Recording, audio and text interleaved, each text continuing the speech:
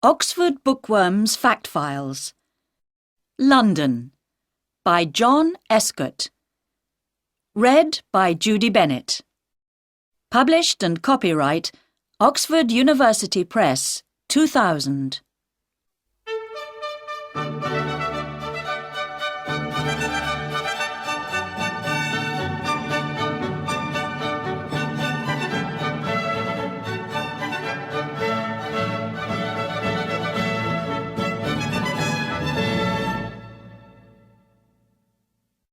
Chapter 1. This is London.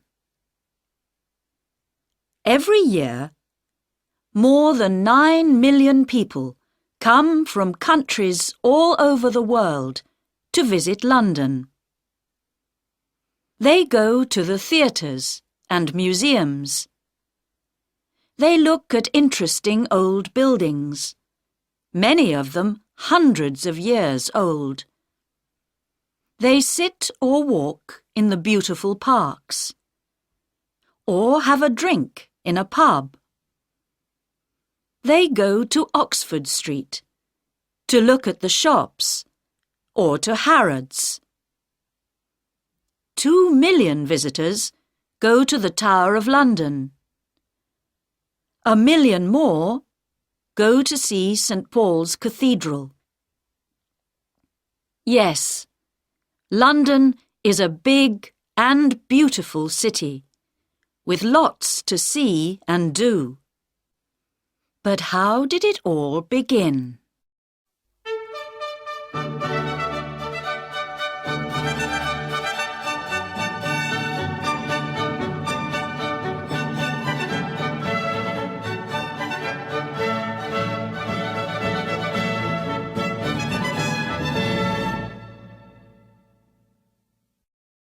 Chapter 2.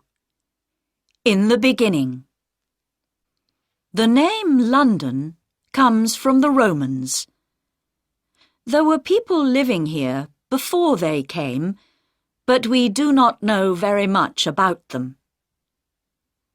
The Romans came to England in AD 43. They built houses and other buildings and made a town next to the River Thames. They called the town Londinium. They built a bridge over the river, and ships came up to Londinium from the sea. The town got bigger and bigger. Important new buildings went up, and you can see some of the Roman city wall today, near the Museum of London. It was a rich town, with about 50,000 people living in it. But soon after AD 400, the Romans left Londinium to go back to Rome, and nobody lived in the town for many hundreds of years. The buildings began to fall down. Danish soldiers destroyed more buildings nearly 500 years later. King Alfred was King of England then. He got the Danes to leave London, and his men built the town again. In 1066, William the Conqueror came to England from France to be king. Soon after, he began to build the Tower of London. When Henry VIII was king, in 1509, 50,000 people lived in London again. By the year 1600, there were 200,000, but a lot of them lived in old and dirty buildings. In 1665, 100,000 people died from an illness called the plague. This was called the Year of the Great Plague. A year later, in 1666, there was a big fire, the Fire of London. It began in a house in Pudding Lane, near London Bridge. more than 250,000 Londoners lost their homes in the fire. It destroyed St. Paul's Cathedral and 88 other churches. But the fire also destroyed most of the worst old buildings, and the new houses that went up after this were better for people to live in. A new St. Paul's Cathedral was built between 1675 and 1711. By 1881, more than 3 million people lived in London. Today, more than 6 million people live here. There were 8 million in the 1960s, but in the 1970s and 1980s, people moved out of the centre of London.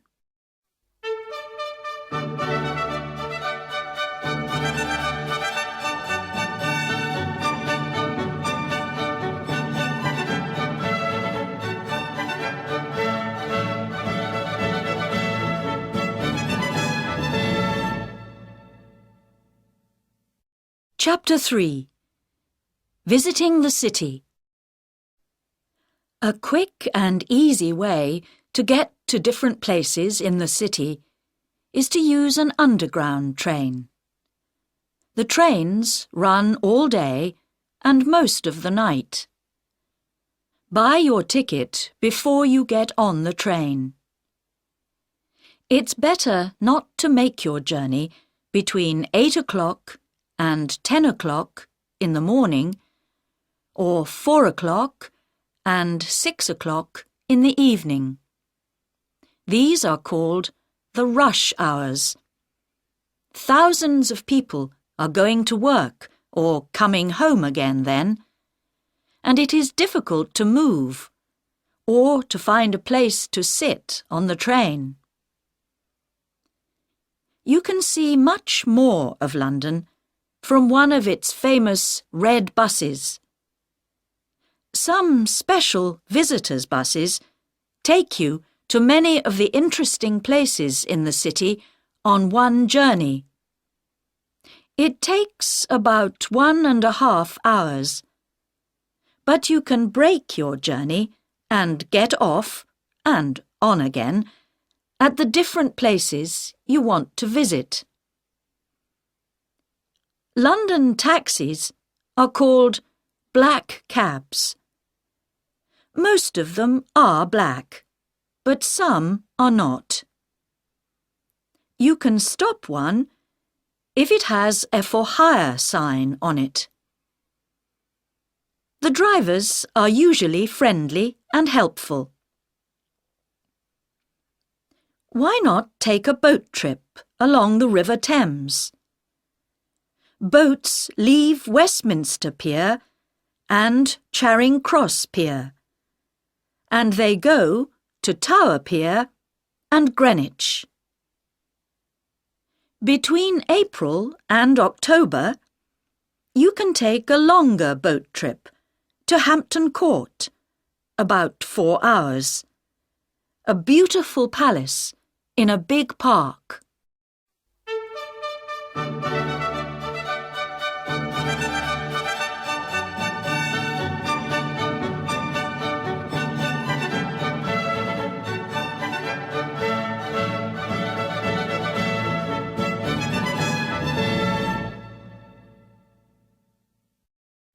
Chapter 4. Some places to go. The Queen has her London home at Buckingham Palace. It is at the end of the Mall, a long road that begins at Trafalgar Square. At 11:30 most mornings, the soldiers at Buckingham Palace change the guard. It takes about 30 minutes, and hundreds of visitors come to watch. And in August and September, you can usually visit some of the rooms in the palace. But there are always lots of people coming to see them, so be ready to wait. You can also visit the Royal Mews at the palace. This is the home of the Queen's horses and coaches. The Queen's Gallery is also at the palace, and you can visit it at most times of the year. Here you can see pictures from all over the world. The Tower of London is now a museum, and one of London's most famous buildings. More than 2 million people visit it every year. Yeoman warders, also called beefeaters, tell them all about the tower. You can see the Crown Jewels and visit the Bloody Tower and the White Tower. Or take a walk round the wall and perhaps see one of the tower's famous black birds, the ravens. Tower Bridge is near the Tower of London. It is one of the most famous bridges in the city and first opened in 1894. St. Paul's Cathedral is not far away, on Ludgate Hill. It was built by Sir Christopher Wren after the Fire of London. Wren built more than 50 London churches. Visitors can go up to the Golden Gallery to look across London.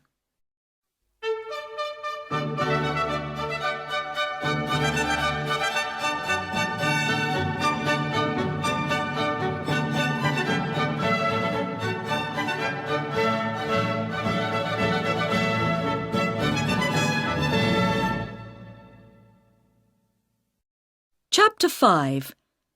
Westminster. Westminster Abbey is more than 900 years old and is a very famous London church. After William the Conqueror, every king and queen of England was crowned king or queen here.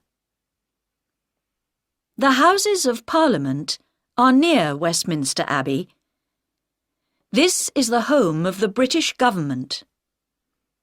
The clock high up on the building is called Big Ben. The Prime Minister, the head of the British government, lives at 10 Downing Street. Walk along Parliament Street to Whitehall, past the government buildings, and you can see the little street on your left. Parks and gardens. When you are tired of looking at buildings, you can sit or walk in one of London's beautiful parks. Hyde Park has a lake in the middle called the Serpentine, and you can take a boat out on the water. It is a good place to get away from the crowds and the noise of the city. You can listen to the speakers at Speaker's Corner near Marble Arch. People from all over the world come and speak here. You can ask a speaker some difficult questions if you like, or you can stand on a box and speak to some of the listeners. Kensington Gardens is next to Hyde Park. Here you can see the statue of Peter Pan, the famous boy in the children's story Peter Pan by J.M. Barrie. Regent's Park is the home of London Zoo. The zoo has thousands of birds and animals from all over the world. There is also a theatre in the park. On a summer's evening, you can sit out under the night sky and watch a play by William Shakespeare, England's most famous writer. St. James's Park is next to the Mall. It is smaller, but many people think it is more beautiful.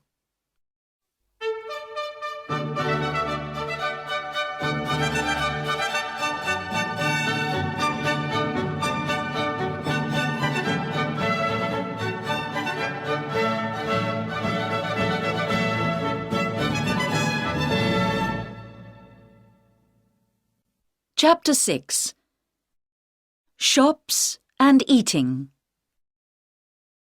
The most famous shop in London, some people say the most famous in the world, is Harrods in Knightsbridge.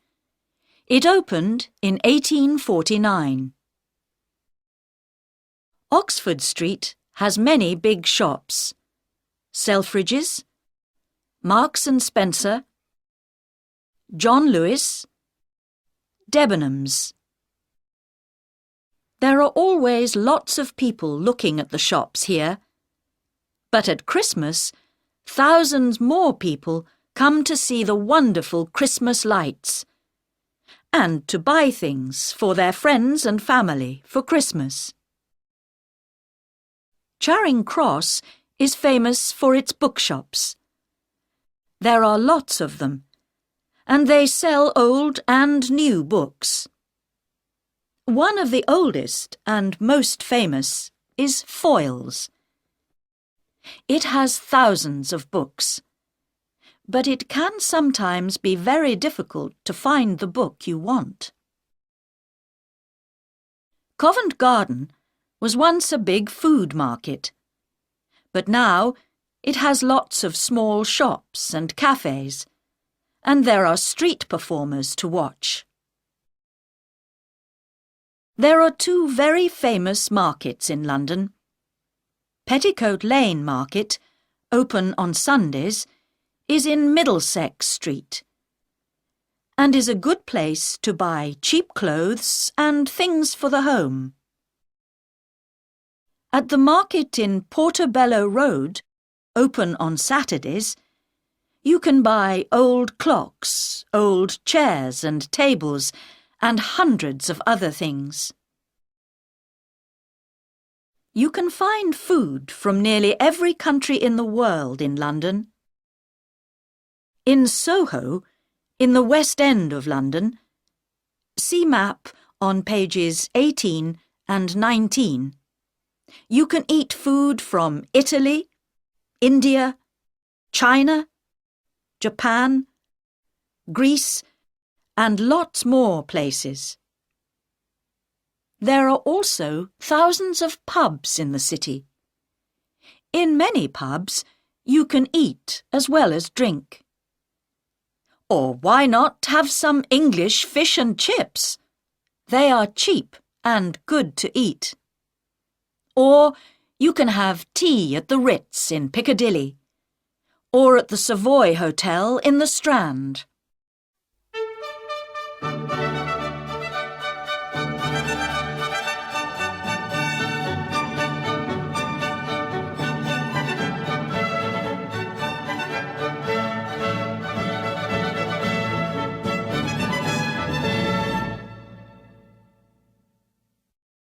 Chapter 7.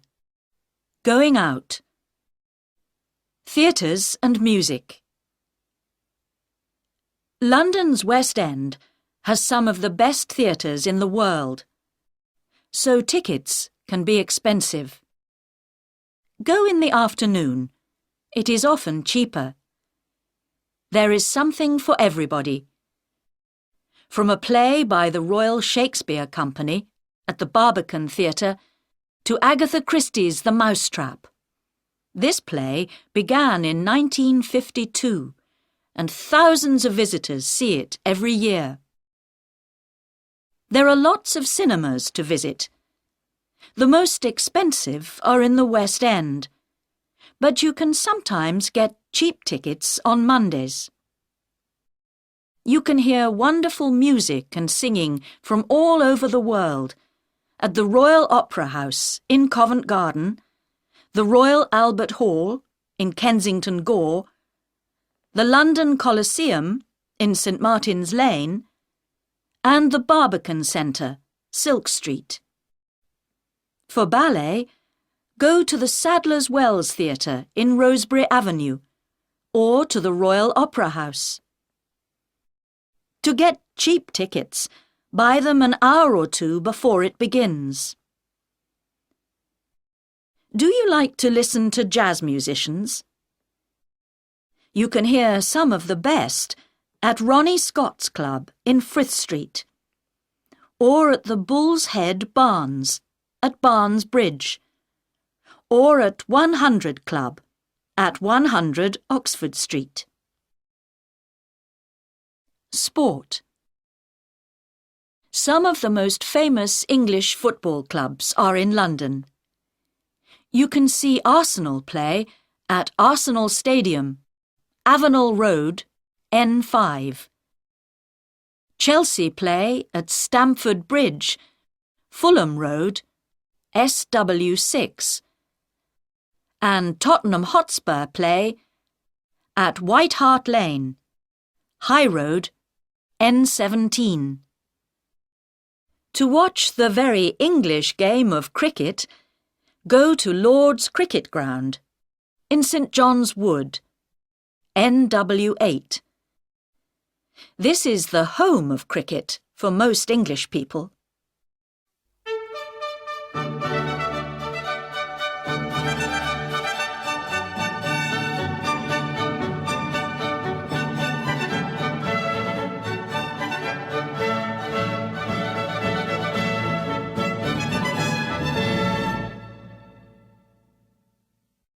Chapter 8. Museums and Galleries. The British Museum in Great Russell Street is the biggest museum in Britain. Tickets are free. The Museum of London at 150 London Wall is one of the most interesting museums in the city. It tells the story of London and its people.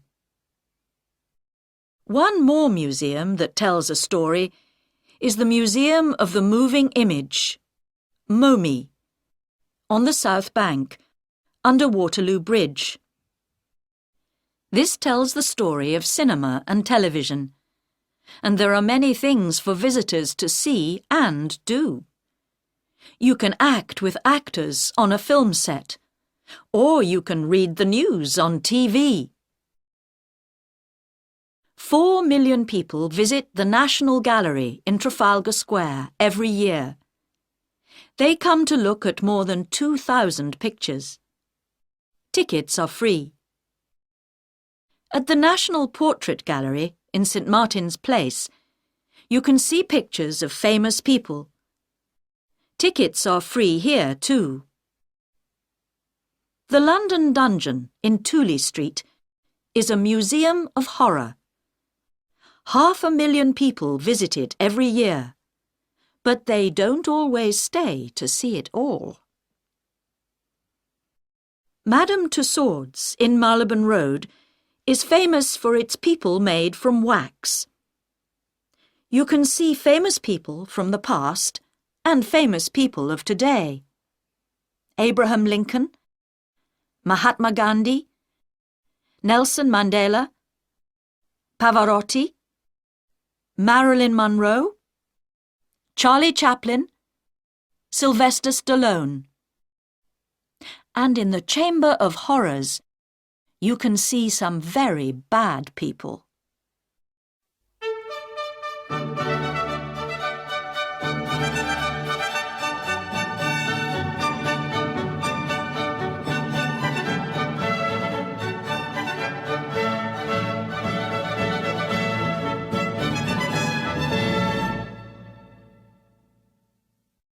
Chapter 9. Places and Parades. The City. Londoners often talk about the city. See map on pages 18 and 19. They are talking about the oldest part of London, the home of the Bank of England, and many other big offices. About 5,000 people live in the city, and at weekends it feels empty. But between Monday and Friday, Nearly 500,000 people come here to work in the banks and offices. Look for the city men with their dark suits and umbrellas. St. Paul's Cathedral is in the middle of the city, and the Bank of England has an interesting museum that you can visit.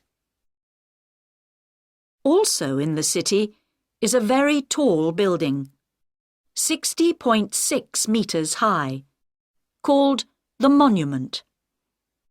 Christopher Wren built this too, and it stands on the place where the Fire of London began in 1666. Some interesting and exciting days. Every year, on a Saturday morning in June, Foot Guards and Horse Guards have a parade for the Queen. This is called Trooping the Colour. The colour is the flag that the soldiers carry. Thousands of people stand in the Mall to see the Queen and the soldiers go past. The exciting Notting Hill Carnival is on the last Sunday and Monday in August. There are 2 wonderful parades to watch, one on Sunday and one on Monday. And you can see them going through the streets near Portobello Road and Ladbroke Grove. On the second Saturday in November, Londoners can see their new Lord Mayor in the Lord Mayor's Show, a parade from Mansion House, the Lord Mayor's home, to the Strand. The Lord Mayor is the most important person in the city after the Queen. The first Mayor of London was Henry Fitzalan in 1189. They were not called Lord Mayors until the time of King Henry VIII. Big red buses, London policemen, Buckingham Palace, Speaker's Corner, Big Ben, Notting Hill Carnival. These are some of the things you can find in London. But there are many, many more. Come and see.